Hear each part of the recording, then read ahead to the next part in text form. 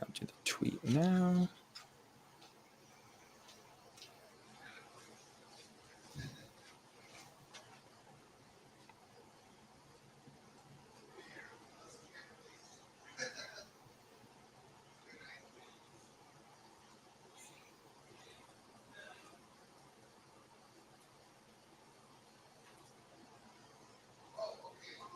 Okay. Alrighty. We are out there. Let's do it, George. And welcome on in to a depressing, frustrating post-game edition of the Blue Horseshoe podcast. He is George Bremer. I am Ryan Hickey. We are coming to you minutes, I guess about an hour or so now at this point, after the Colts fall to the Saints 38-27. And George, I feel like the perfect way to start this pod is with a tweet you put out right after the game. The Colts against two top 5 defenses in back-to-back weeks, Browns last week, Saints this week, combined to put up 65 points.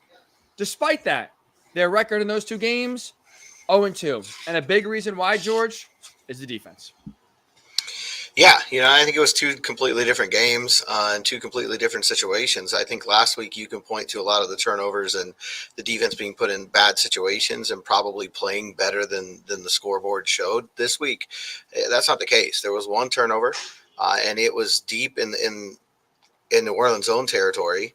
They drove 71 yards after that one to cash it in for a touchdown. So, last week I had that number. There were like 5 drives of 40 yards or less. 3 of them were 20 yards or less. 1 of them was 0. None of that this week. These were all legitimate, long scoring drives. I think what you're seeing is the defense is not doing as good a job right now of putting their fingers in the dam as the offense is. Both sides have lost key players, but you're noticing it a lot more on the defensive side. And to be fair, they're pretty big guys that are out. The cornerback spot obviously is going to be the one that we're going to talk about the most with Juju Brents out and the depth there kind of being exposed. But they're still missing Grover Stewart too. I mean, I think today the Saints averaged 4.5 yards per carry and rushed for 161 yards. It's hard to imagine that happening if Grover Stewart's out there. I'm glad you brought up last week because you're right. Last week was a big byproduct. I think that loss, the Colts offense, 4 turnovers and 20, if you count the block field goal, 20 of the 39 points the Browns scored came off a turnover. This week, outside of a touchdown, that was not the case. The Colts, again, like I said, only 1 turnover now. I'll cost you. We'll get to that here in a little bit on the offensive side. But today, the defense was not put in many short fields. They were not put in, too many brutal situations. They just got flat out beat. The secondary especially got flat out beat. And we talked last week about the offensive explosive plays for the Colts.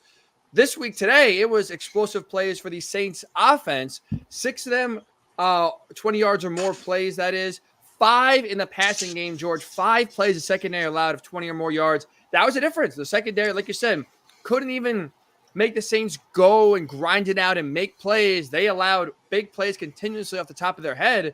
And the concerning part, too, is 5 plays of 20 or more yards, some big explosive plays. And the Colts got lucky that this wasn't worse. And you give up 38 points. It could have easily, honestly, George, been 50. Yeah, I mean, the Saints really were doing what they wanted. And there were a couple of drives that the Saints ended on their own. A couple drops, a couple penalties on their part that stalled their own drives. So, ultimately you give up 511 yards against what had been a struggling offense coming in here. And I don't think there's any defense to be made right now, on that side of things. And I do think, when it comes down to it, it started in March. That's been my whole feeling. This secondary, one of the reasons that I had such low expectations for the year coming in, I picked 4 wins, it was that I thought even if the offense hit its peak, even if they were as good as projections could be, and they kind of have come close, given everything that they've been through, the offense probably is operating about as well as you could reasonably expect them to operate, that this defense was going to have trouble because you had so much inexperience in that secondary. And now you're getting into the depth behind that inexperience in the secondary. And I think this is a situation where, they've got to go. And as Wyatt is saying in the comments right now, they've got to go. And I don't know about getting Patrick Surtain from Denver. We'll talk about that later. But they have got to go and fix this in the offseason. There is so much reason to believe in this team on the offensive side of the ball they need to give the defense the chance to compete as well. This is like, from an emotional perspective, this loss I feel like is not that frustrating, at least for me, because it's kind of like you said, it's expected. Like we talked about on the preview pod on Thursday, right? With Chris Olave, with Michael Thomas, with Alvin Kamara. Like, even though this Saints offense has been up and down and inconsistent up to this point this season, you look at their strength, the passing game. You look at the Colts' weakness, their secondary. The Colts' weakness was their secondary even when they were fully healthy. And like I said, no Dallas Flowers, a week one starter, out for the year. No Juju Brents, your second round pick that was also supposed to be a starter. So you're out in an already thin unit, your top two corners, and now a guy in Tony Brown, who we'll get to here in a second, is getting a lot of heat. Again, he was terrible today. He was absolutely terrible. Next gen stats put out some brutal stats here I want to mention in a second. But also the reality is Tony Brown, up until today, played one defensive snap. He, for the most part, is on this roster because he's a special teamer. So I was like, can I sit here and actually be upset and pissed off that the secondary stunk? My answer is no, because look at the guys on the field outside of, especially at outside corner. They're not very good, not very experienced, and so your hope shouldn't be that high to begin with. That's the thing. I mean, you have a banged up secondary that was going to be a question mark when it was healthy, and now you've taken one, like you said, one of the biggest weaknesses of the team and made it even more of a question mark. And then on top of that, this front seven's done such a great job of carrying this team despite that, of making big play after big play. That was not sustainable. We talked about that several times through the course of the beginning, the first 7 weeks of this season, that you weren't going to be able to just keep that up indefinitely. And now when you lose Grover Stewart, and they've got to kind of cover for some things as well, it makes it harder on them as well to try to keep up that. They still made a couple big plays today, obviously not nearly enough. But that's one of them. I mean, just to show you how bad things were, there was one play where it should have been a sack. Quarterback gets the ball out, and Taysom Hill is so wide open. He not only has time to catch the ball, despite the ball being weakly thrown because he's in the grasp, he's got time to get yards after the catch. It was brutal. It was absolutely brutal.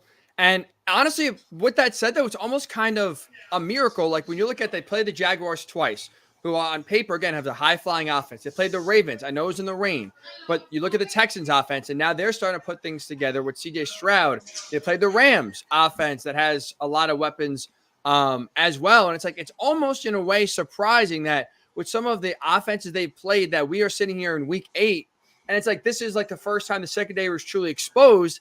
It's a big credit to, honestly, the front 7 and especially the front 4 of getting pressure and really not allowing quarterbacks to be comfortable with it, sit back there and just pick apart this defense. Derek Carr got a lot of time. And like you mentioned, the loss of Grover Stewart here for game number 2, they felt it last week against the Browns for sure. But today, especially, George, his loss was noticeable. And it was one of the biggest reasons why you have 5 completions of at least 20 yards. If you want to look at, one of the reasons the Saints won this game, there's a bunch of them. Taysom Hill's got to be really high up that list. And he's one of those guys that I think doesn't have quite the impact on this game if Grover Stewart's out here. We'll never know. But I think that's one of the areas that Grover usually cleans up. So, it's a tough go all the way around. I also think in a backhanded way, it kind of says good things about Juju Brents. He was on the field for a lot of those games you just mentioned. And now they're feeling his loss. A second-round rookie didn't have a lot of time in training camp. And I think his absence has been noticeable, which probably, long-term tells good things about that kid and what he's capable of doing. But they've got to find an answer. And I think, offensively, they've been able to do that. Offensively, it feels like guys go down and they find ways to make it happen. 65 points with your backup quarterback in back-to-back weeks against top 5 defense, top 4 defenses, honestly, if you want to get technical. That's not usual behavior in the NFL. So, they're finding a way on offense. Defensively, they've got to find a way. But again, I think it goes back to, look, there's a coaching element to this that needs to get better. I mean, it's 3rd and 13 there at the end of the game. Tony Brown has struggled throughout the game, and he's in single coverage against their biggest deep threat, Shaheed. And it's a 51-yard gain, and the game's essentially over at that point. The Colts call some timeouts and force field goal, but everybody pretty much knew when that conversion happened, the Colts' last chance was gone. So there's some things they've got to do better that way, but I still think, the front office can't escape this one. This has to fall on Chris Ballard's desk. This is not something that people are second guessing. This is something people were talking about in March, in April, in May, in June, in July. Get a veteran corner in here because of this very possibility. The young kids have played better than probably a lot of us expected, but you're getting through that now. A lot of them are hurt, and you're burning through it. We can go back to the decision to cut Darius Rush and whether that was the right call. But I think the decision not to bring a veteran corner in is really hurting this football team right now. I'm glad you bring it, because I think like the blame for today is obviously in the secondary, but I think if you dive even deeper, right, I think it's twofold. Number one, like you said, it's on Chris Ballard, because this was a concern March, April, May. We brought it up multiple times. This is an inexperienced secondary. Now, the thing I'll say about Ballard is this. If you want to go into the season where wins and losses don't matter, you go into the draft and you draft 3 defensive backs, and that's kind of your philosophy. Hey, we'll see who earns a job and who wins.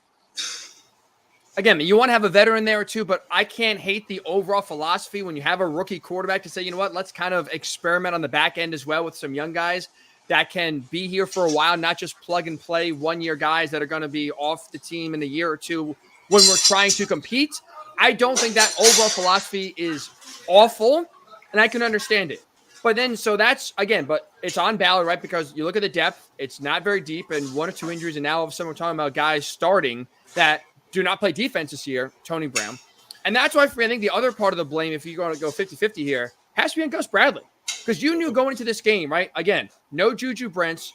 Tony Brown's going to have a big-time mark on this game. I don't think we saw him starting, but that ended up happening. And like I said, he's getting torched throughout the entire game. Next-gen stats. When Tony Brown was the closest defender to a pass this game, the completion, there were 7 attempts with him being the closest defender. 7 to 7, 7 completions, 7 attempts, 187 yards and a touchdown. Everything was working when Tony Brown is in the air when they were picking on him. If you're Gus Bradley, like you said, biggest play of the game, down by 8, 3rd and 13, you cannot allow the fastest guy in offense for the Saints to be matched up one-on-one with a guy that just began toasted all game long. And it's kind of, you could have even made adjustments earlier in the game, because the second half is really where that Saints offense kind of took off and really made some big plays down the field, and should have made even more if Chris Olave is not dropping a touchdown pass amongst others. The lack of adjustments in terms of trying to help your secondary out, in terms of not putting them on islands, I think is where the blame falls for Gus Bradley as well here. Tony Brown is what he is. Darryl Baker is what he is. Jalen Jones is what he is. Like, you can't expect these guys to be Revis Island and lock down some of the best receivers in the NFL. You got to give them help. And I thought today they did not get as much help as they needed. No, there's no question about it. That you've got to change some of your tactics, and that's what I meant when I said I think the offense is doing a better job of kind of sticking their fingers and plugging the dam right now, because they've been able to overcome these things. To say, okay, look, Gardner Minshew's not Anthony Richardson, so we're not going to ask him to be Anthony Richardson. And they ran the ball.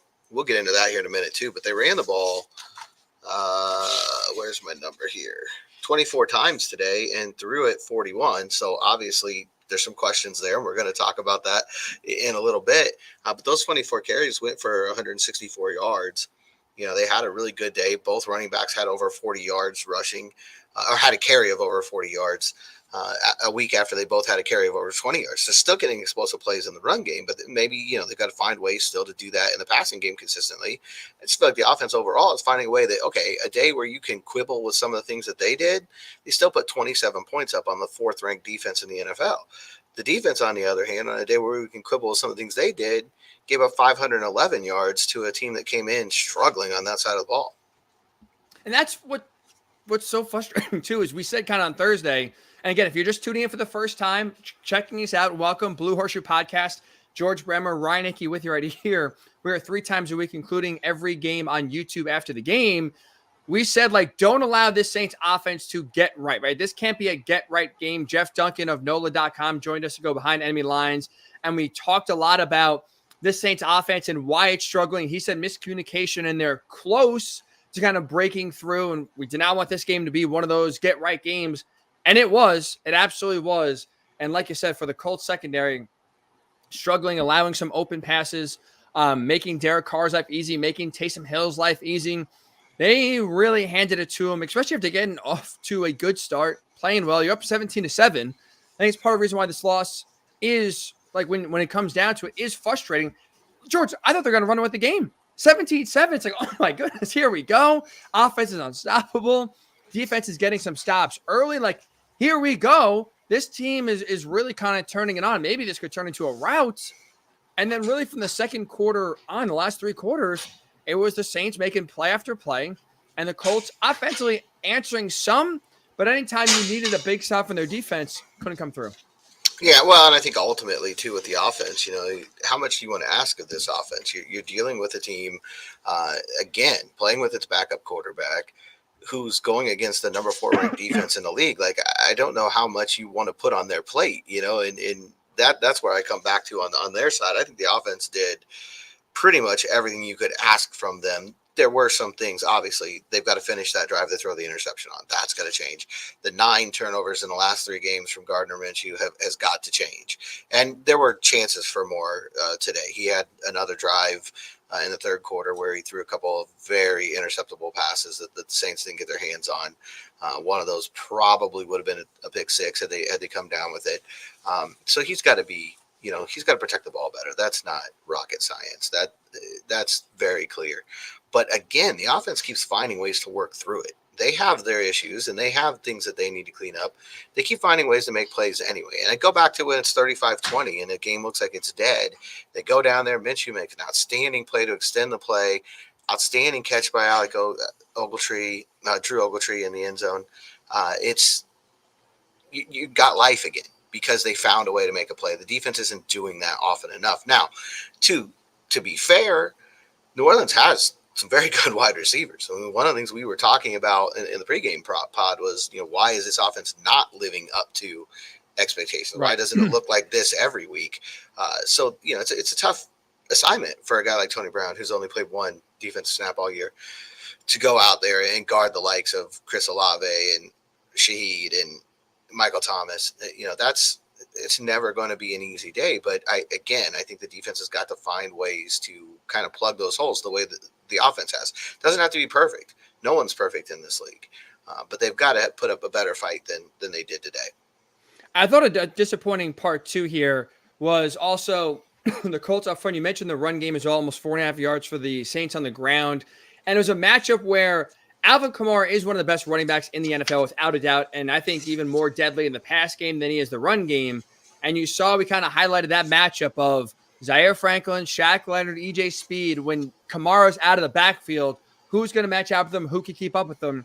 Look, again, he's one of the best, so it's not like it's Joe Blow back there. You're letting, a 4th string guy come in and run all over you. But that was one where, kind of like you said, getting a stop here and stepping up when you needed your defense to make a play to get off the field. Again, Kamara's another guy that had some big catches, big runs, 2 touchdowns as well, and they just couldn't stop, along with the receivers as well, which is frustrating.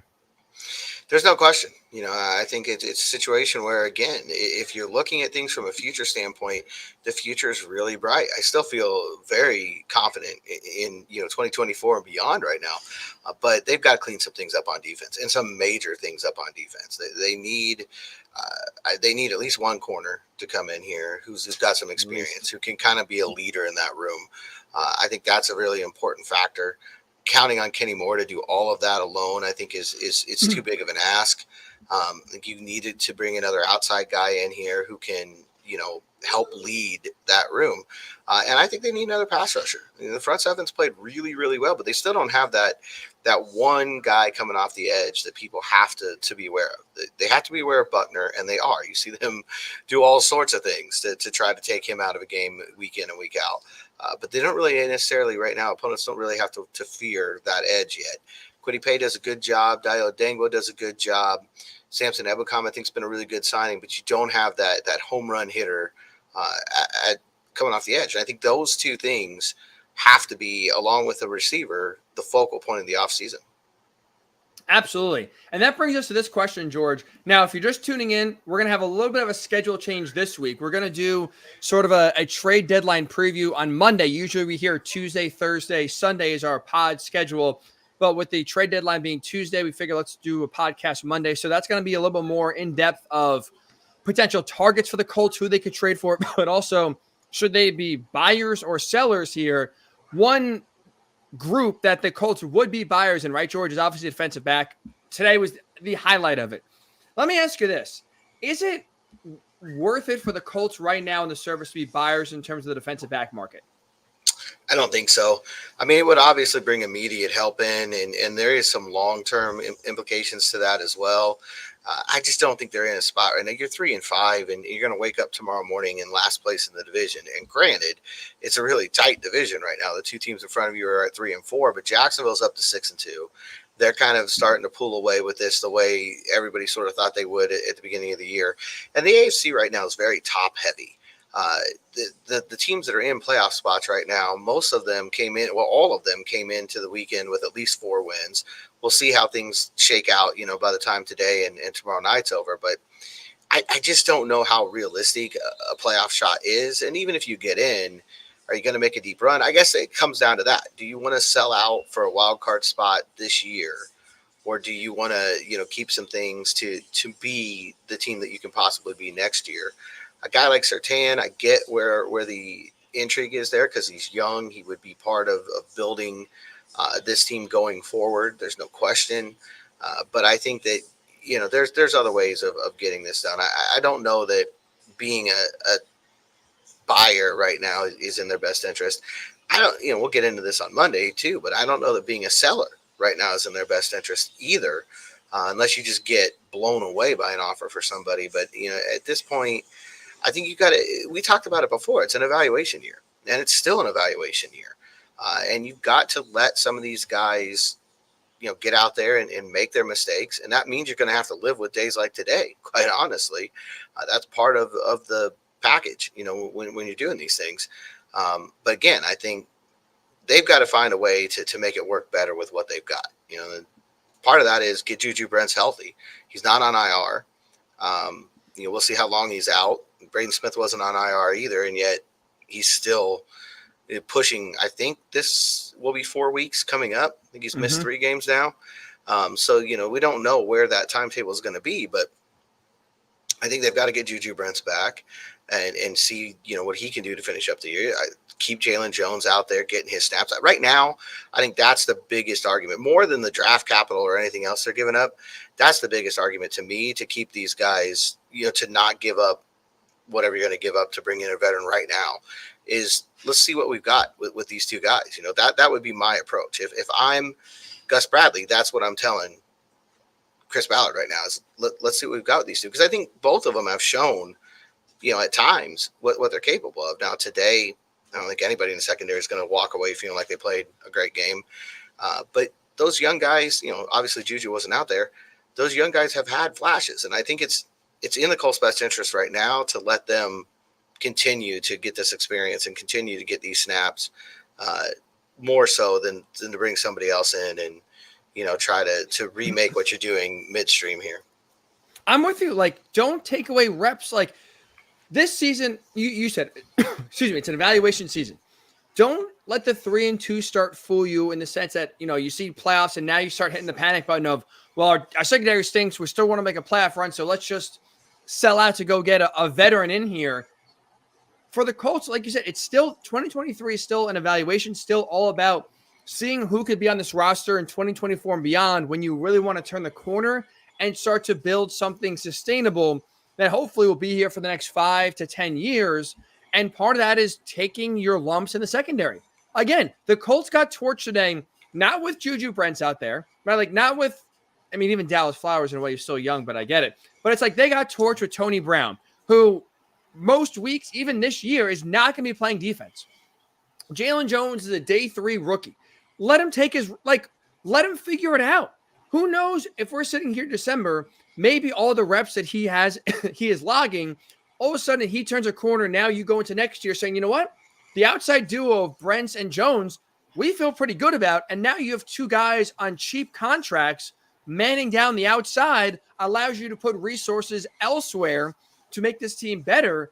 I just don't see why you would panic, trade for a veteran that most likely won't be here in 2024 or probably 2025 and give up draft capital for a season that's going nowhere. You're not a playoff team. That wasn't the expectation. You still have a backup quarterback in Gardner Minshew, so it's not like you can you're hoping to get Anthony Richardson some high-level reps in terms of what the playoffs are like. It's not the case. Don't panic. Don't, like you said, use capital that could be of interest. I mean, who knows? Like, if you want to trade for a wide receiver, either in the draft or next offseason that a team can't pay for, you could use that draft capital that you could give up on Tuesday, save it for in the offseason, and, again, use that second round pick, let's just say, in a better way than just right now trying to patch a hole in a secondary. That's really what it is, right? You're patching a hole for this season. I don't Yeah. really see how that does you any good long term, and still the long term goal should be the prominent goal right now, not trying to make the playoffs in 2023. Absolutely. Now, I think in the offseason, you've got to pull out all the stops and go find Right. a way to get a difference maker at corner, depending on how things play out. I mean, if Jones and Brents make you believe that they're the starters for next year, or Flowers, if you have, the confidence from what you saw from him earlier in the year, then you can, go down that road. But I'm not sure that you need a Patrick Surtain type anyway. Everybody can use him. I don't want that to get taken out of context. I mean, obviously, if you get the opportunity to get him, George Bremer, then you want him. But I think that, when I'm talking about adding a veteran, I'm talking more about a Kenny Moore type of player, somebody who can come in here and be a leader in that room and make plays, and you can count on him. But I think with Flowers and Jones and Brent, you're still going to want them mixed in. You're still going to want them to be part of this because they are promising. And I think they have made plays. And again, like you said, they're not the reason that the number is what it was today. I mean, I guess Jones is to a little bit. He was out there. But, it's not like Juju Brent's got toasted today, right, for all this. And he may have. I don't know. We didn't get a chance to see him. But from the way he's played, when he's been on the field this year, I doubt it. You could argue that injury has cost him 2 games right now because he got hurt late in that game in Cleveland. That's why Darrell Baker was on the field at the end of that game, and he got hurt late. Obviously the injury lingered into this game, and he's not out there. I don't think you need the superstar necessarily addition there. You just need that solid veteran. Okay, here's a guy that can come in, make plays if you need him to, be a leader in the room, and help them come together, gel together as a group. We'll see. I mean, maybe that leads to the same situation on defensive end right now. So we'll see how it plays out. But yeah, I don't think right now that they need that kind of superstar addition. If it comes, if the opportunity is right, the price is right, sure. But I wouldn't sell out for it. And we're also talking about, I would argue, maybe outside of quarterback, but definitely on defense, the hardest position to go from college to the NFL to, right? Playing corner is so hard with the rules, with how fast the game is, the accuracy of the quarterbacks. Like Sauce Gardner, guys like that, even Patrick Surtain are outliers when they come in and have immediate success. So it's like, even for Jalen Jones, again, a day 3 pick, you can't expect him to come in and take away half the field. Like, hopefully he develops into that one day, but there usually are a lot of growing pains, even for some of the best corners, even for guys picked in the first round. It's still usually more bad than good early on in their career before they get their footing. Like, it takes patience. Like, that is one of the positions, along with quarterback, where you need to really exercise a lot of patience. Don't panic and let these guys work it out. It's frustrating that Juju Brents right now has the injury bug and is struggling to get on the field consistently. It's frustrating. And it's frustrating when you watch his defense get absolutely torched today in the secondary. But that's kind of what we signed up for in 2023 anyway. Easy for me to say. With the season, with the depth, and just kind of going in with all the youth there. It's, again, I think part of the outrage for today is because it's the first time we're really seeing it. And so you kind of almost, in a way, through 7 weeks, get lulled into a false sense of security.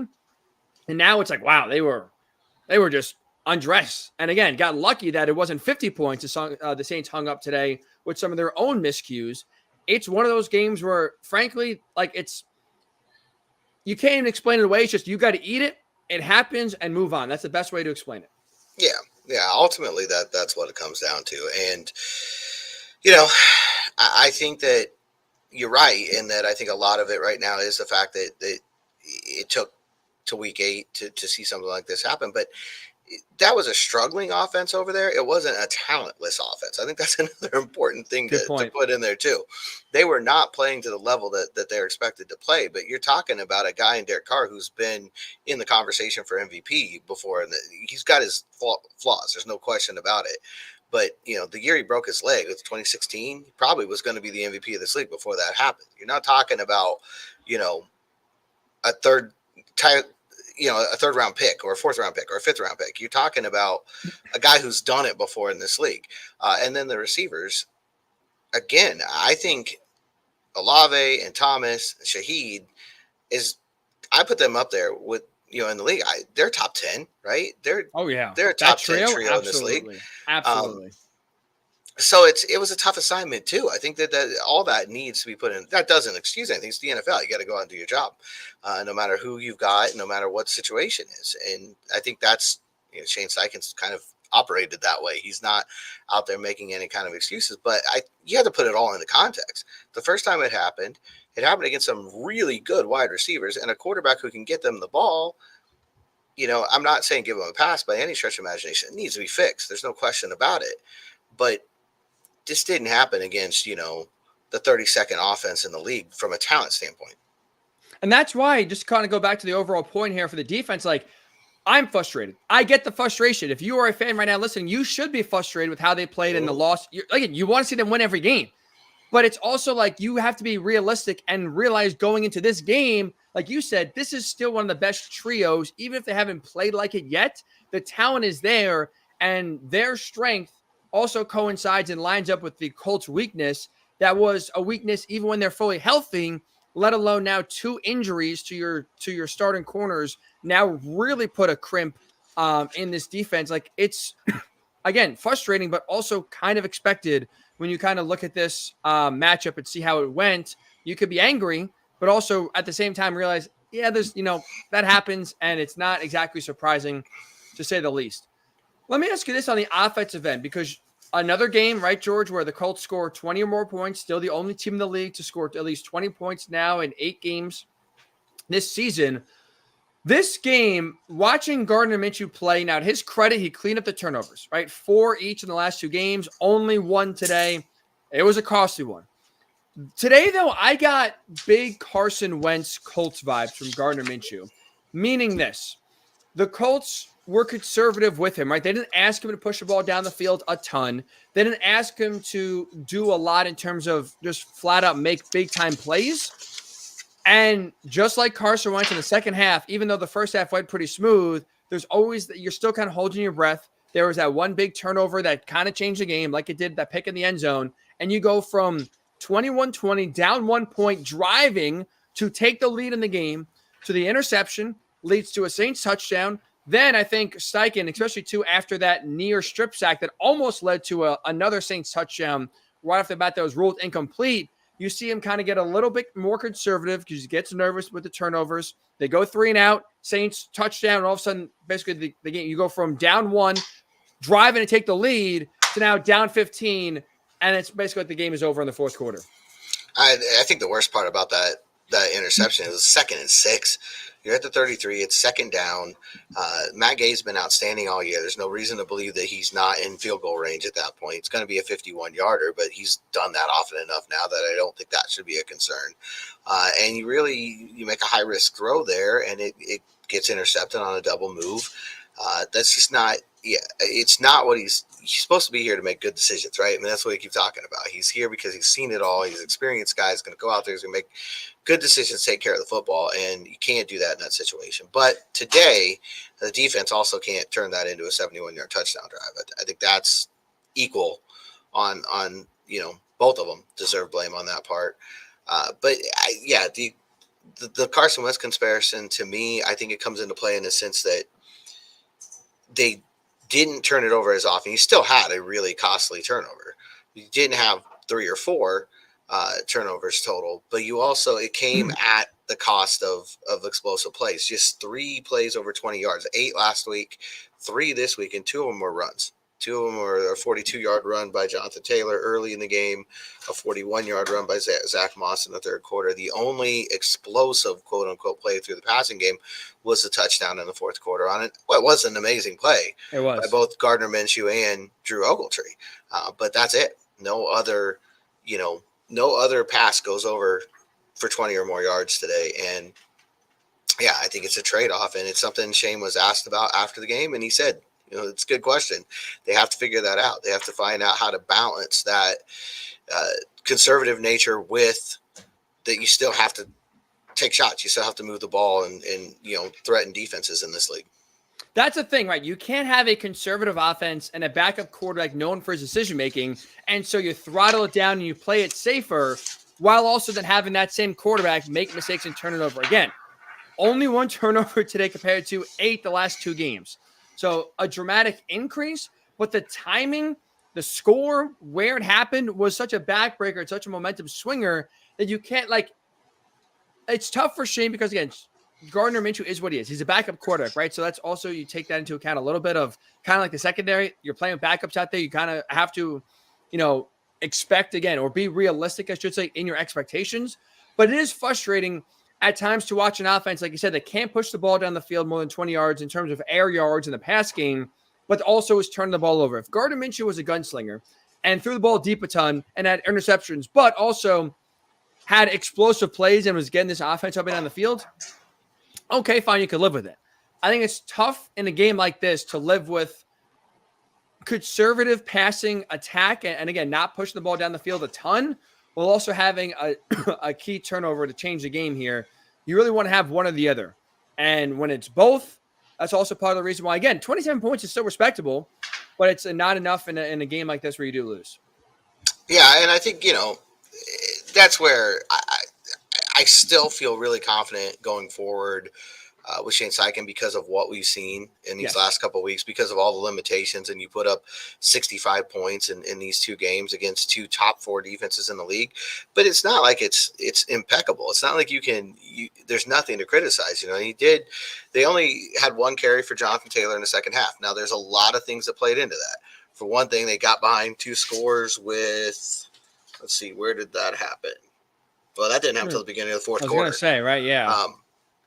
You fell behind 35-20, but you also had Zach Moss coming in there and making plays. He had that long run in the third quarter. And as much as I think people want to say, and I'm guilty of it sometimes as much as anybody, hey, let's move this to the 70-30 split with Taylor. Moss is still one of the leading running backs in the NFL. He's still up in the top 5 in terms of rushers. So, and he showed again today that he can still make big plays for you. It's another tightrope for them to walk right now, trying to figure out that mix of, okay, what do you do with Zach Moss and, to make sure that he can still impact this game. And maybe they've got to find some time to put them both on the field together. We haven't really seen that yet. Maybe that's the next wrinkle that's coming. Find a way to get them both out there and, put stress the defense that way a little bit. But I think that's another part of this. And it's going to lead to things like this of, okay, you had 7 carries for 82 yards in the first quarter.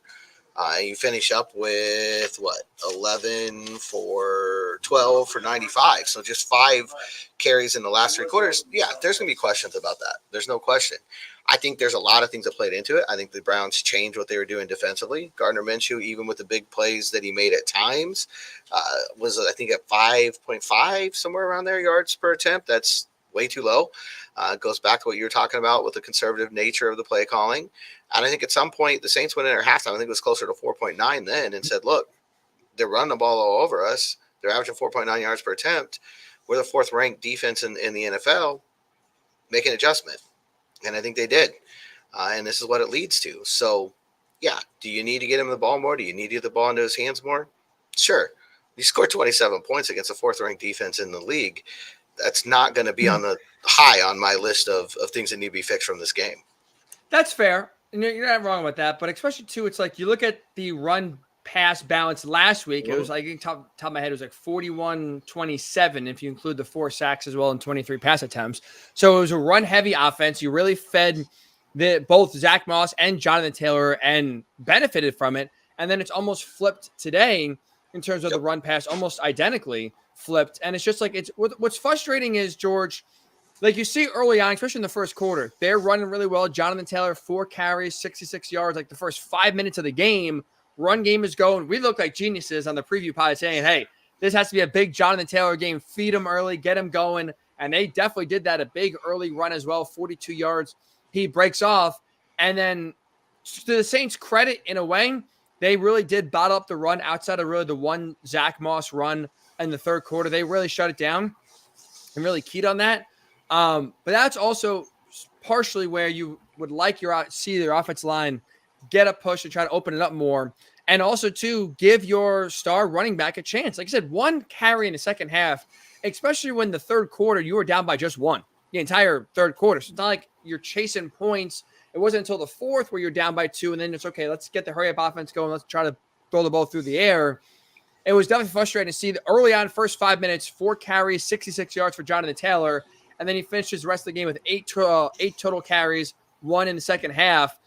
I thought, again, Steichen's play calling, each week you have more and more faith in. He puts points on the board again. Now we're talking about 8 games with 20 or more points and 65 points, like you said, against the top 2 top 5 defenses combined in the last 2 weeks. There's a lot of good there, but also, too, in a frustrating but encouraging way, still a lot of room for growth where you have 5 turnovers. Jonathan Taylor maybe not fully unleashed the way he should have been today. You're talking about 65 points, still impressive. We could be talking about 80, 85 points here if the Colts are able to, again, iron out some of their deficiencies and kind of smooth things out here going forward the rest of the season. And obviously, hopefully, once Anthony Richardson comes back next season as well and beyond. And there's no question. I mean, 1 touch in the second half is not gonna be good enough. And in 2020, hindsight being what it is, you can go back to that 2nd and 6, run the ball there. You're in field goal range. See if you can get something, and instead of the interception. Now that's easy to do after the outcome of the play, but there are definitely places in there. I'm sure you can go back through and say, that's not a situation you had to throw the ball in. There are still things to be cleaned up. And I think the really, to me, the biggest frustrating thing about it is you're doing it with an offense that's going to be different next year. I think that's the biggest frustration. Like, as much as you can say this is continue to give you confidence in what this team can be moving forward, because they're able to figure out things and they're able to score and stay in games, even though there's a bunch of guys out. The offense again today, you got the backup quarterback, but you've got your right tackles out for the 3rd straight week. There's a lot going on, that they're able to overcome. And they're able to make plays anyway. But that being said, to me, the biggest frustrating thing is that you don't have Anthony Richardson out there running it. So everything that you're doing, you're getting reps with somebody who's, hopefully not going to be running the ball, not going to be running the offense next year. And it's hard. I mean, he's on a 1-year deal, so it's hard to say exactly what's going to happen. Did some good things this year for sure. He did some good things in this game. He's done some very bad things as well. I don't know, how that's going to play out. But that to me is the frustrating thing, is that you don't feel like you're necessarily putting the credits in the bank entirely with this offense. It's happening. I mean, the growth of Josh Downs is a huge thing that I think can not be ignored. That is good no matter who's the quarterback and no matter what else is going on around them. Drew Ogletree coming out, making a big play today. That's exciting. That's something you need to get in there. There was a big conversion from Mo Alley Cox. So there's things to watch. There's guys who will impact this, but you're not getting the credits in the bank the way you would if you had a healthy rookie quarterback under there. That's not Shane Steichen's fault, but it is, I think, the frustration that's going to hang over the rest of the season no matter what. You're right. And that's, yes, like defensively, we can look at things and, okay, you could take it over to next year and you feel good about it. But like I said, offensively, even with the development of Josh Downs, it's still like how he's developing with Gardner Minshew. There's still a learning curve, and you're still like, you got to get on the same page with Anthony Richardson now moving forward. And that's, you're 100% right about that when it comes to offensively. Even with some bright spots that we've seen in this game and this season, it's still a little different because you're doing so with a different quarterback. And you hope that it, translates over easily next year and beyond. We definitely, like I said, losing out on those reps is frustrating for sure. And it's still also one thing I want to bring up here, because it's like, even with this Colts offense too, they're close and it's a lot of small details that they have to get ironed out. What I want to really highlight was right before the half. It was a 3rd and 1. Colts come out and they run like a little underneath pass to Alec Pierce. Alec Pierce stops. Gardner Minshew thought he was going to keep going. Incomplete. Kick the field goal. Fox showed on the replay. Alec Pierce keeps on running. He catches that. It's a touchdown. All of a sudden, it's a 4-point swing. Who knows where this game is? Who knows Gardner Minshew's decision-making later in the game? If you are leading or, instead of down by 1, does he throw the ball in the end zone like that and make a reckless decision where I think it was Michael Pittman Jr. he was targeting, if my memory serves me correct here, was not, I don't know what he was thinking with that pass. It was not open. It was a miracle throw at best. But it's even just small things like that leave you frustrated, but also optimistic of you can clean them up. Again, we're still talking about an offense that should have scored at least 30 points against still one of the best defenses in the NFL. Yeah, I mean, get some more touches for your best player in Jonathan Taylor. Make some more plays where there's opportunities to make them. Those are the kind of things that you're always going to be talking about after every game. You're not going to play a perfect offensive game.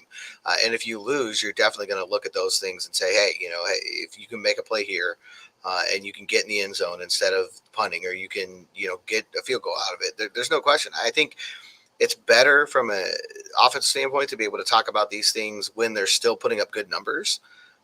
But again, it's almost a rebuild next year on that side of the ball, just because you're going to reinsert the quarterback. Now, they did get some time with him, so it's not completely an overhaul, and he does know the offense, so he's going to be ahead of where he was coming in last year. But I think that's the frustrating part on that side is that you're not able to bank these things.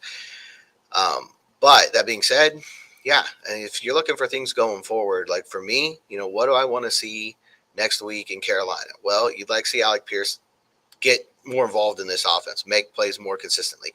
He's done it at times, but can he make more plays consistently and get up there into that same level that Pittman and Downs are at? And can Josh Downs continue to, because right now he's on a path that makes you think he's going to do some really good things in this league. Now, he's got to adjust the defenses. He's got to do this week in, week out. He just put back together, I'd say 3 weeks in a row that were really good, definitely 2 weeks that were really good, that give you a lot of encouragement. And that, to me, is what I'm going to keep watching. Can you get Jonathan Taylor back up and running? Can you get him back into top form? It looks like he's so close, and that's part of why we're saying give him some more touches today. Can you get Alec Pierce to be a threat in this offense? And can you unlock him a little bit more? And can Josh Downs continue to grow? There's still things that I think offensively can happen that can be really good for next year. And still, like I said, with so much room to grow, still talking about an offense that, again, put up 27 points today, put up 30 points against the Browns last week, and still is doing a good job, at least in terms of consistency, through this season so far. All right, if you're just tuning in, welcome. It's the Blue Horseshoe Podcast. George Bremer, Ryan Hickey with you right here. A different schedule this week, as we're going to do a special NFL trade deadline podcast tomorrow. Talk about if the Colts should be buyers, should be sellers, who could be on their radar as well, both trading off this team and or bringing in. I know defensive back is obviously one that's going to get a lot of attention after this game today. So we'll hammer out in terms of potential options for the Colts to trade for on tomorrow's podcast. But to wrap up this loss here, George, again, 38-27, would you call this the most disappointing loss of the season out of the 5? Yeah, I think so, because this one and really the one in Jacksonville are the only two that they didn't fight all the way to the final buzzer. That it was over, before the final drive of the game, and I think that's disappointing. But also just the defense in general. They had a couple stops here and there, but they could not get any kind of consistency, any kind of rhythm. And the offense, as good as they were in the first half, the second half they only put up 7 points. And they never really got into any kind of rhythm as well. So I think ultimately it's a very disappointing game. I feel like the locker room felt that too. I think the last couple games they go through and obviously last week you're frustrated with a 1-point loss and the way everything ended. But the vibe more was this will get fixed. This will turn around. And not that there's still not belief, but mentioned it in his presser that, look, you get knocked down once, okay, I'm getting right back up. You get knocked down twice, okay, it's a little bit harder. You get knocked down 3 times, and now it's tough. You got to deal with it. You got to face it, and you got to understand why do you keep getting knocked down. And I think that's the big challenge now. We talked about this being kind of an inflection point game, and they've got an easier schedule coming up, and it started today. There's 9 games left now. Only one of those teams currently has a winning record, and that team is 4-3.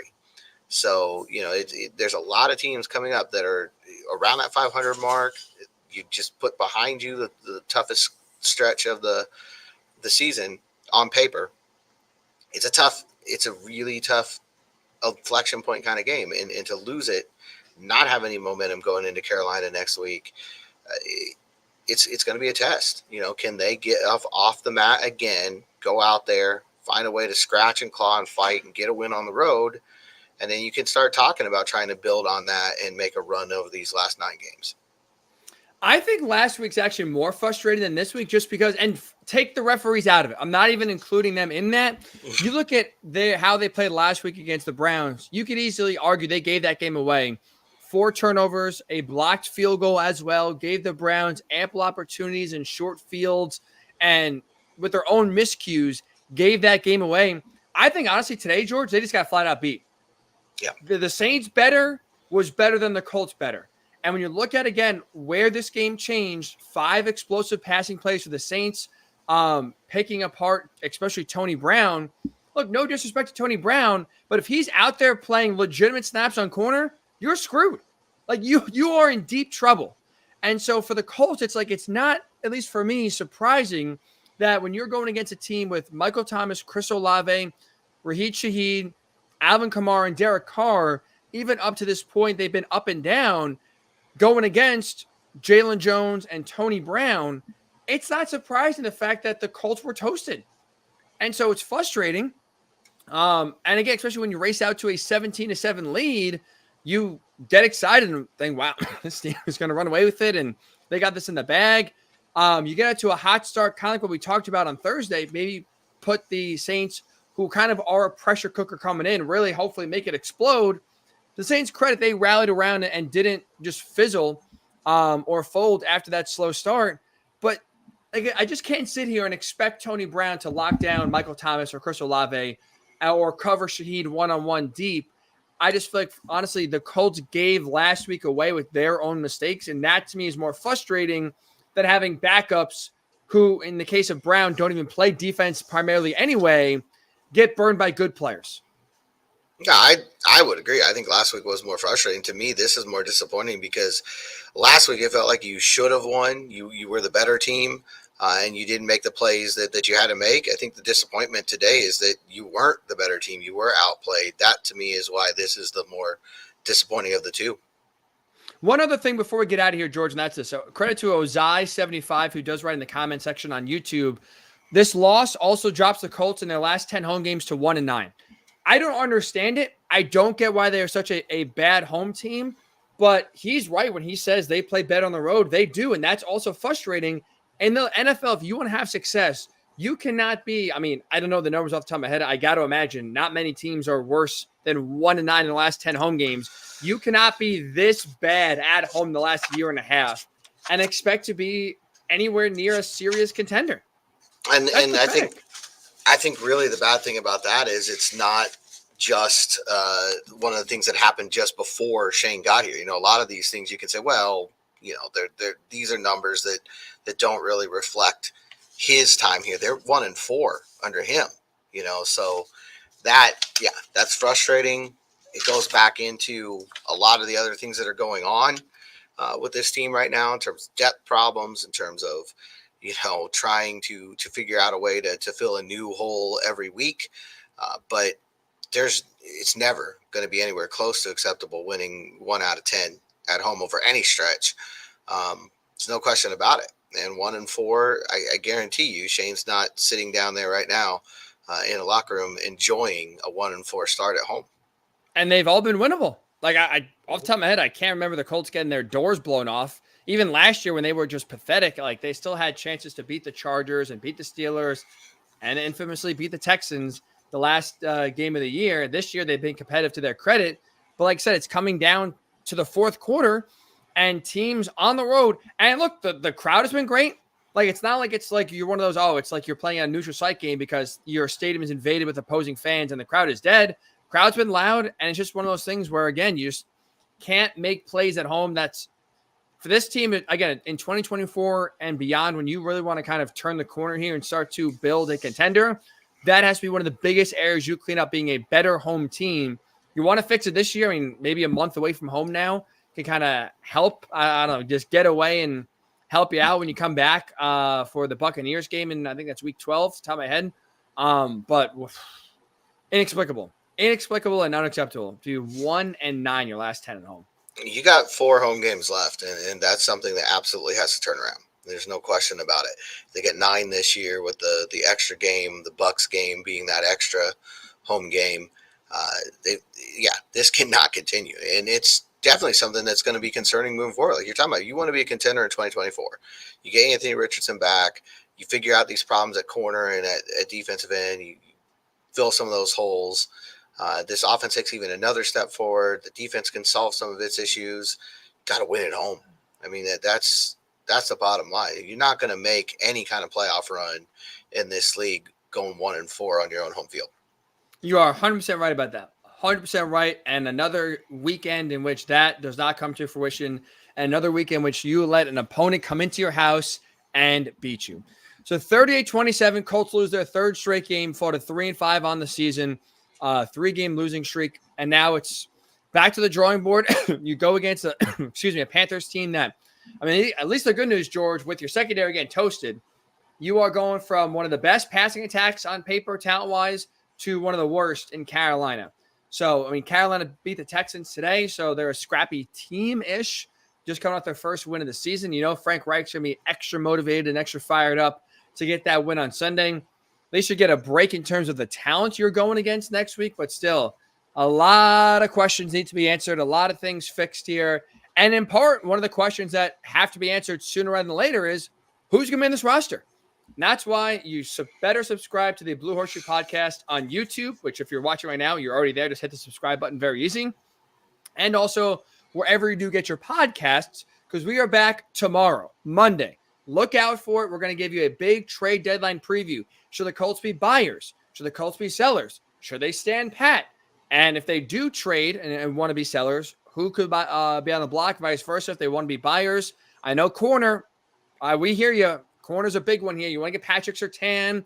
You want to get other names out there. It's going to cost you. We'll talk about the cost-benefit analysis as well for the Colts to shore up right now their biggest weakness on this team in secondary. So a loaded trade deadline pod coming your way tomorrow.